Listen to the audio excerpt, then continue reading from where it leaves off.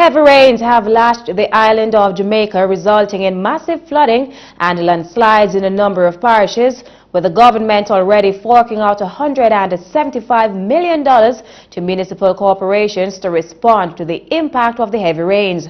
The rains, which began on the weekend in some parishes, intensified Monday night into Tuesday, resulting in major damage to the road network, leaving many places impassable. According to the National Works Agency, NWA, most parishes across the island were affected.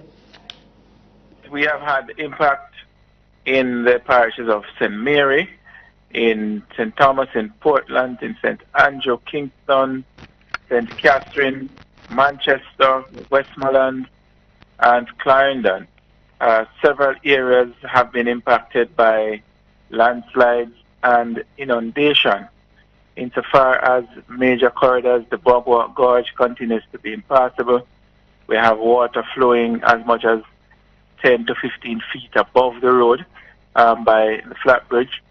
We also have a situation where sections of Clarendon in and town, to be exact, the water is as much as 17 feet above the road.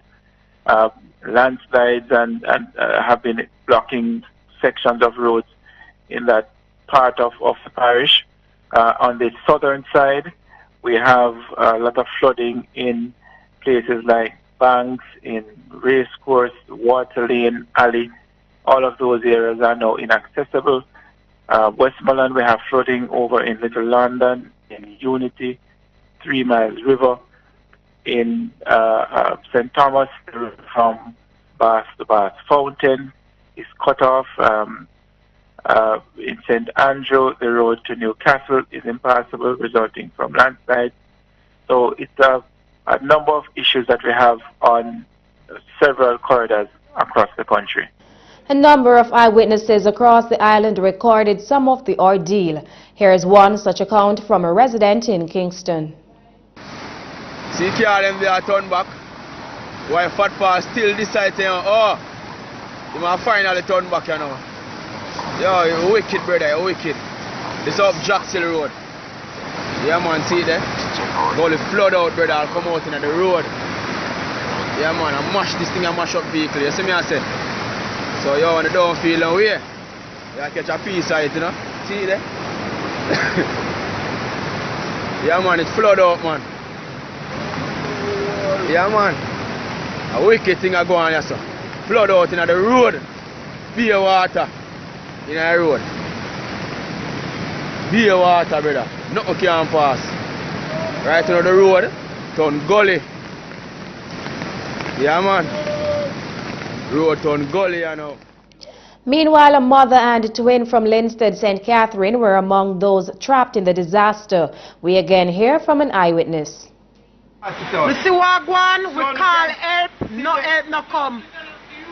3 guys from the community chanted from we around a for them yard come around just to come save the woman and our pitney them outside for the fence, and our twin son and our daughter them. No help. Yo, them have to tie down from piece of steel and fling it over.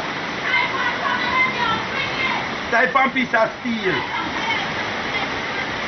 Tie piece of steel. Hear the baby them a scream.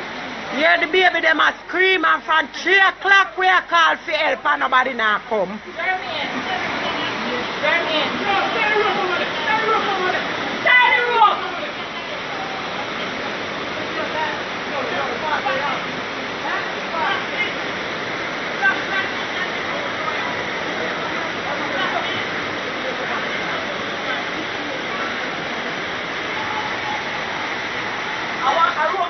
Fortunately, the family was rescued. Meanwhile, in response to the disaster, the Office of the Prime Minister held an emergency press conference Tuesday afternoon with the relevant heads of agencies. According to the local government minister Desmond McKenzie, Clarendon and St. Mary are among the worst affected parishes. He says the assessment of the damage has begun. The assessment is being undertaken not just at the level of the local authorities, but working in collaboration with the National Works Agency and all the supporting entities. Earlier today, we initiated and placed our response team at a level 2. And that level 2 that was earlier triggered, we are going to maintain that until we are satisfied that we have passed the worst. The assessment continues right across the country. The figure that we are looking at is not something I want to mention at this time, but as my colleague reminded me, we made available to the municipal corporations just yesterday $175 million, and that was to be spent in the parishes of Clarendon, Manchester, Portland, St. Elizabeth, St. Thomas, and Westmoreland.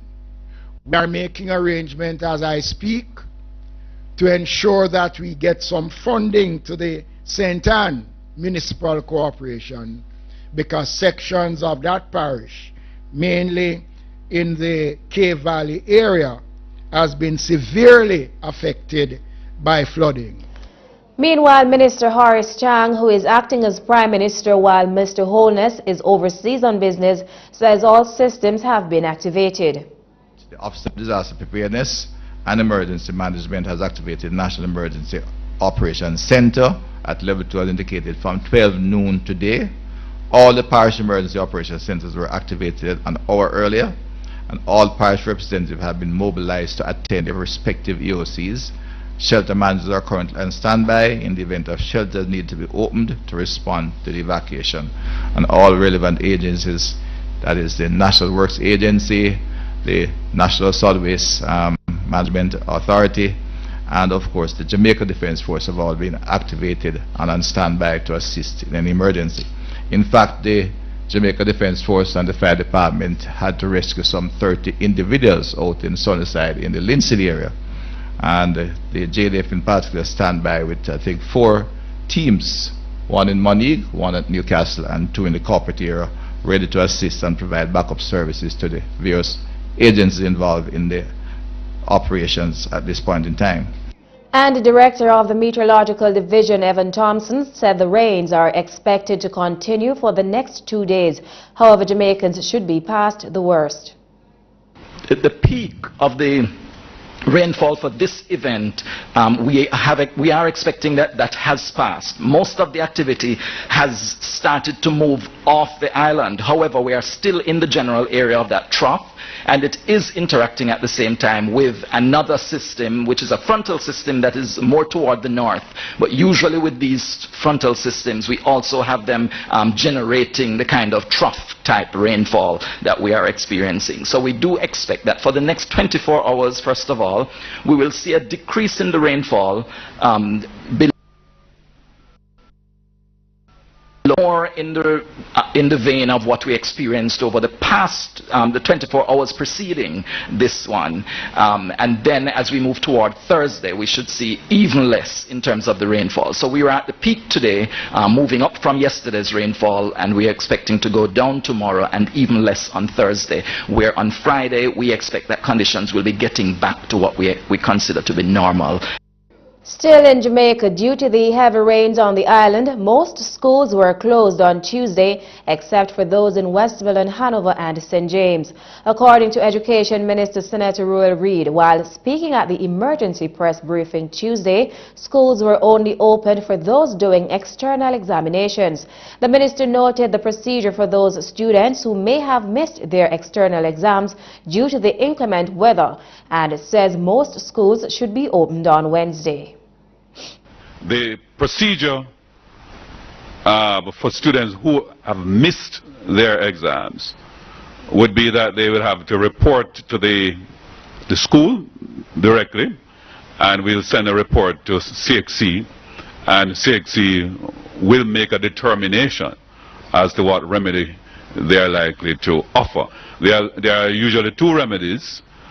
Either we do a supplementary paper, depending on how many students across the island would have been affected, and the other alternative would be to use internal grades and forecast grades as the final determination of their scores. Based on the report you have heard in terms of weather forecast, the likely directive we are going to be given is that schools should reopen tomorrow. The local authorities, the school leaders and the regional directors will manage the reopening on the ground.